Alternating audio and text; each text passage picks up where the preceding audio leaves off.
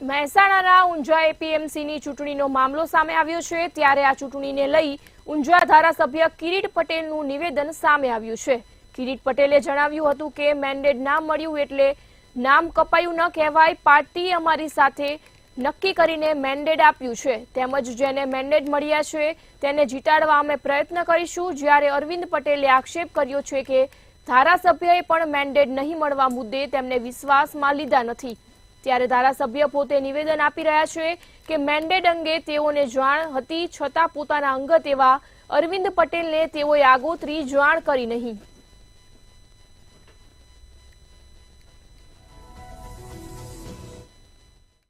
નામ કપાયું ન કહેવાય, પણ પક્ષે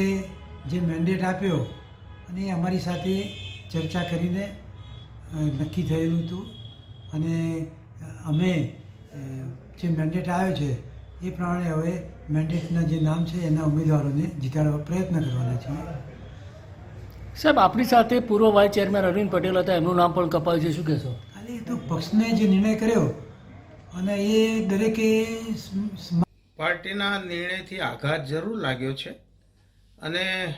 હું પાર્ટીનો એક વફાદાર અને છેલ્લા 30 વર્ષથી સક્રિય કાર્યકર છું અને એ ન્યાયે મેં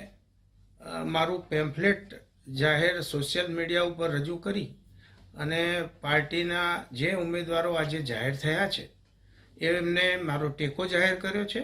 અને એમના સમર્થનમાં મેં મારી ઉમેદવારી પરત